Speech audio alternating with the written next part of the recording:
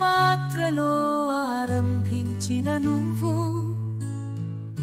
నా మనసులో అడగని అంతరాలను పూరించుకోవడం, మధురమైన నవ్వుతో నా దిగువ తీసుకోవడం, నీ ప్రేమలో నేను ఆనందంగా ఆగాలి.